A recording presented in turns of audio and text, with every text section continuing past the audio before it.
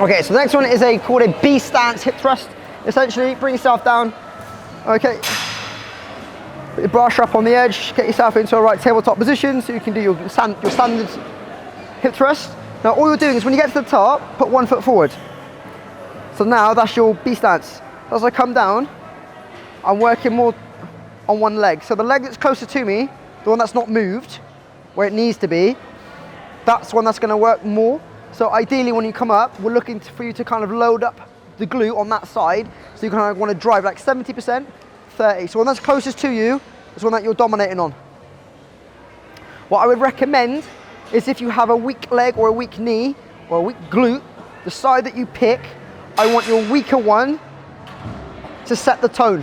So if I can only get away with 6 on my weaker side, let it stay at 6 before I swap and then set the tone, so it always sets the pace. Reason being, you won't then encourage the discrepancy or the gap between the two of them. You can try and get them to work together. That's it.